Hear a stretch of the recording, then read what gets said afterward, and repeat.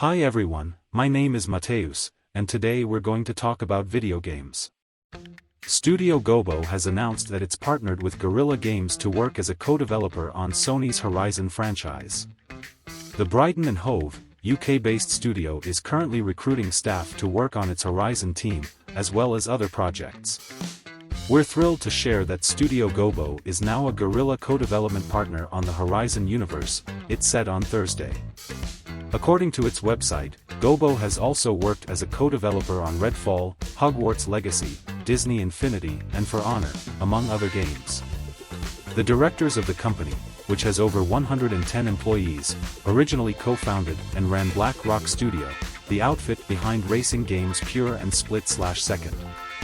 Guerrilla revealed in December that it was planning to expand the world of Horizon with an online co-op project featuring a new cast of characters and a unique stylized look. At the same time, it said it would continue to make epic solo adventures starring series protagonist Aloy. Rumors suggest that Sony is planning a trilogy of Horizon games, and a Horizon Zero Dawn remaster for PS5. Naughty Dog co-president Neil Druckmann has said the studio has officially moved on from Uncharted and is now focusing on the next chapter of The Last of Us through the new multiplayer game. In an interview with BuzzFeed, Druckmann explained that Sony doesn't pressure Naughty Dog into creating a sequel just because a game is successful, and that the publisher has been very supportive in letting the studio follow its own passions.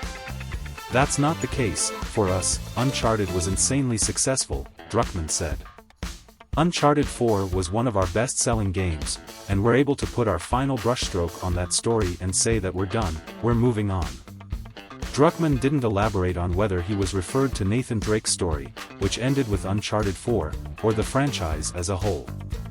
The post-apocalyptic zombie game The Day Before, which has been criticized for its reported use of unpaid workers, has been delayed to November 2023 due in part to a trademark issue, it seems. The game has been pushed from March 2023 to November 2023. Developer Fantastic and publisher Mytona said in a statement that Steam blocked The Day Before from getting a page on the store due to a request from a private individual over the game's name. The studio said when it announced The Day Before in January 2021, the name, The Day Before, was available to Trademark as a video game. After this, a person registered that name with the U.S. Patent and Trademark Office, beating Fantastic to the punch. Fantastic went on to say that it found out about the trademark issue on January 19, 2023, when the person owning The Day Before's video game trademark reached out with a request to talk. Now we find out all the circumstances of the incident and we will definitely solve everything, Fantastic said. The studio went on to say it had planned to release a lengthy gameplay video for The Day Before in January, but the video now won't be released until the studio can sort this issue out. The video will be posted ASAP, the studio said. Regarding the delay, Fantastic said it was necessary to push The Day Before to November 10, 2023, and it understands this might disappoint some fans. However, we want to ensure we release the best possible game, Fantastic said. Our 100% focus remains on the game itself and how to deliver you the best game possible, thank you and we hope for your support, the team said. Ubisoft is reportedly working on 2 Far Cry games, one will be a single-player experience, while the other will be a multiplayer-based game.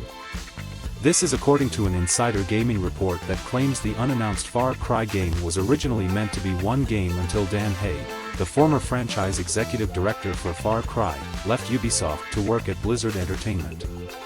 The report goes on to say that the single-player project is now being referred to as Project Blackbird, and the multiplayer Far Cry is being called Project Maverick, with Ubisoft Montreal being heavily involved in both games.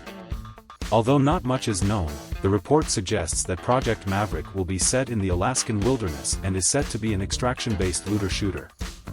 This does align with a previous poll that Ubisoft did in the past that was originally spotted by PC Gamer, where it asked fans where they'd like the next Far Cry to be based, and one of the options was Alaska.